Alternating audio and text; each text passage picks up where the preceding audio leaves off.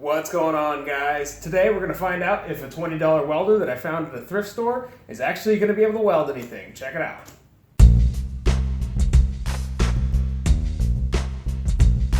So I was browsing through the aisles of the Goodwill outlet store, which I refer to that as Goodwill Death Row because it's all the crap that they can't sell at the other stores, and I found this beautiful looking welder. I didn't go there looking for anything specific, but when I saw this on the shelf and I saw that it was only 20 bucks, I had to have it. Now, obviously it might not work, but for 20 bucks, I think it was worth the risk. When I Google searched the part number, I wasn't even able to find a manufacturer for this thing, but there was plenty of people online telling me to not waste my time because they said it was pretty much just good for holding the door open. But I like to take chances sometimes, so I figured I'd go for it anyway. Given that the on-off switch was broken clean off this thing and the fact that it was 20 bucks, I wasn't expecting much. So you can imagine my surprise when I went to spark this thing and it actually worked.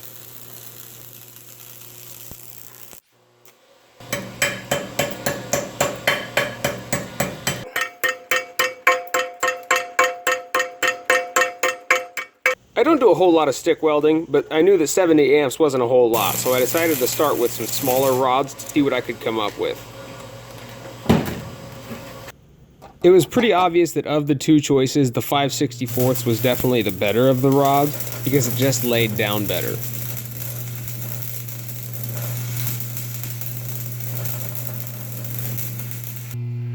Alright, so here's just laying down metal, which I'm not upset about.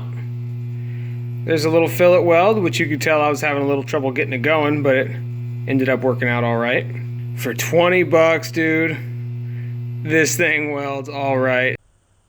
After closer inspection, I noticed that the machine actually said right on it that it could weld with up to 1/8" rods. I had a few different selections of rod in my house, so I figured I'd put the 3 of them to the test and see which one worked out better.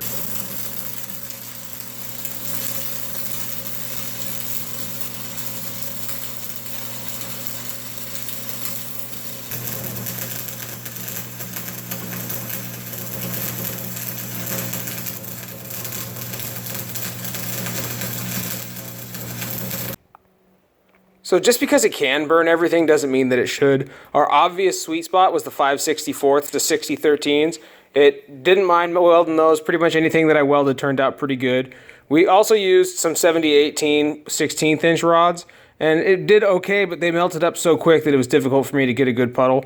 And then we had some 3/32, which was 6011s, and that's just an absolute beautiful disaster to try to get the weld with those things. It just...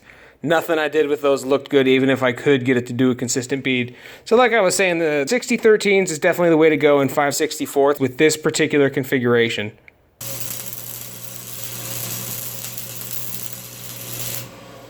This video was actually a lot of fun for me, because of the different kinds of welding, stick welding is easily the kind that I do the least.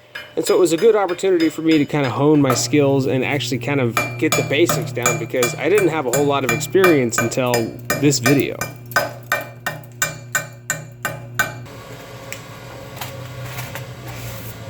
I'm not sure if you guys actually noticed the background noise that's happening, but that noise is probably one of the most ridiculous things I ever created. I actually took a drill press with an adjustable vise, and then I strapped stepper motors to it and turned it into a CNC machine. This thing is an absolute Frankenstein, and I can't believe it works. I'm making the video right now for how I put together this CNC machine, and the video is going to be up sometime this weekend, so be sure to look out for it. Anyway, we can get back to the welder.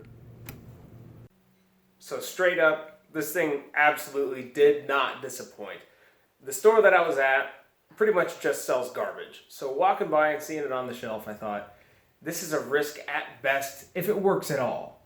But for 20 bucks, I couldn't really say no. It was a curiosity thing. I had to at least see if it would work. And I am not disappointed at all. I mean, it lays down halfway decent welds, and I am not a stick welder. If you guys watch my videos, you probably already know that.